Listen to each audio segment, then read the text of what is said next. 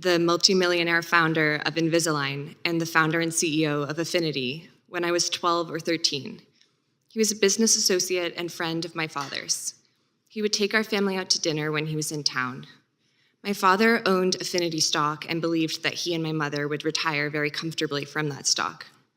When I was in my senior year of college, in December 2014, Chishti, who was 43 at the time, invited me on a ski trip. I was 21. I initially declined, but he insisted that he wanted me to meet his nephew, who also studied philosophy, so I agreed. I later learned that the nephew, who never showed up, didn't exist. The trip was designed to groom me. Chishti told me he had feelings for me and showed me an extravagant lifestyle. I rejected him then, but after he persisted in pursuing me, 9 months later, I agreed to date him. After spending time together about 5 times over 10 weeks, I broke off the relationship. Months later, Chishti encouraged me to join his company. He presented a rosy picture of a great career opportunity. Naively, I believed him. Chishti assured me that he did not expect a sexual relationship. In April of 2016, I signed a contract with Affinity that included an arbitration agreement with a strong confidentiality clause. I did not know what that meant at the time. I was just excited and relieved to be making $60,000 a year. As it turned out, Chishti was not willing to treat me like an employee. Instead, over the next 18 months, he oscillated between pressuring me for sex and punishing me. When I rebuffed him, he humiliated me in front of coworkers and then ignored me completely, causing me to fear for my job. Early in my employment, I declined to go to Cuba with Chishti and a friend. He was very angry and refused to speak to or acknowledge me for months. During a work meeting in Dubai, he put his hand inside my pants and grabbed my butt in front of coworkers. No one took any action on my behalf. During that same trip, he turned his attention to another 20-something female employee, also the daughter of someone Chishti called a friend.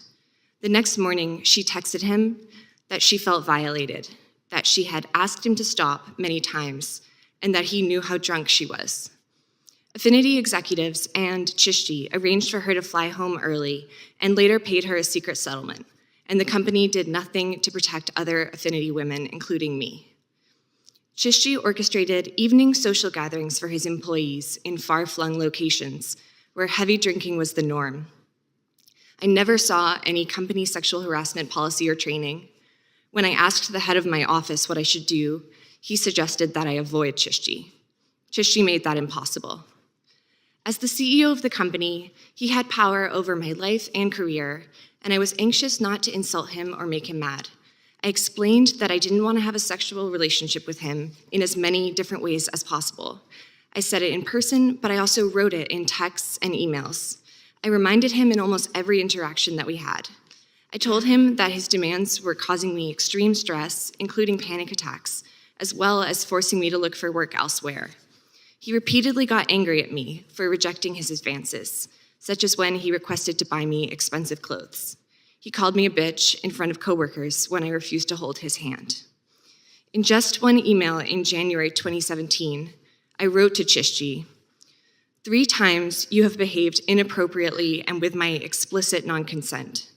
I reminded him that I had said to his face, "Zia, this is not consensual. I don't want this." I told him, "These experiences were frightening, degrading, and embarrassing for me. I do not trust you when you are drunk, and these experiences make me feel scared and apprehensive." Instead of changing his behavior towards me, Chishti became more hostile.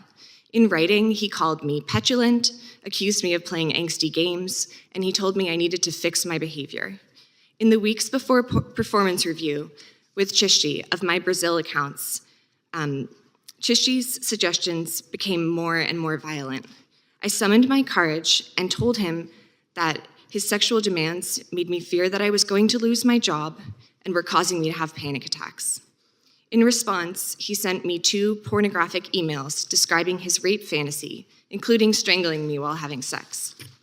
I was stunned and horrified and tried to ignore them. In Brazil, I avoided him as much as I could, but was under increasing pressure from him.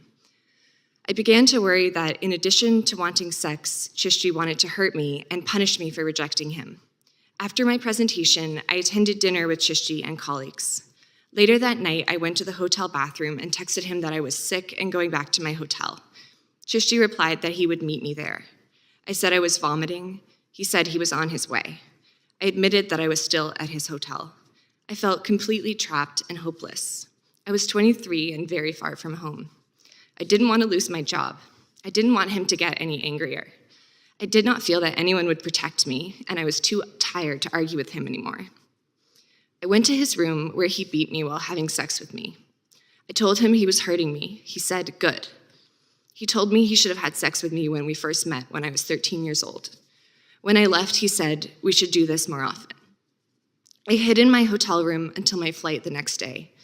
My body was covered with scratches, cuts, and contusions. I had bruises around my neck that looked like I had been strangled, a large bump on my head, and a black eye. A nurse at the hospital said that I had the symptoms of a concussion. And Mr. Chairman, I seek unanimous consent to enter into the record 2 photos of my neck and face that day at the end.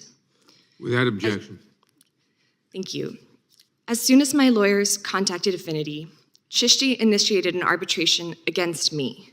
He knew that the secrecy of arbitration would protect him. 9 months later, just before my deposition, to punish and scare me, he sued my father, who had quit the day I returned from Brazil, in secret arbitration. In May 2019, the arbitrator in my case ruled that I had been sexually harassed and assaulted by Chishti. Since then, Chishti's lawyers at Morgan Lewis have tried to get me to vacate the arbitration award.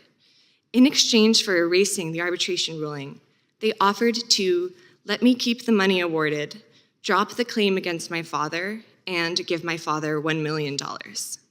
They sued my father and then offered to give him $1 million if I erased the ruling, probably so Affinity and Chishti could hide it from his future victims and from potential shareholders if the company goes public. And it's still not over.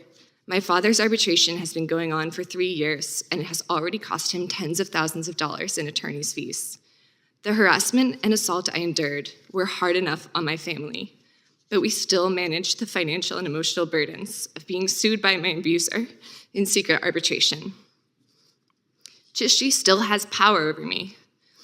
He's still able to frighten me.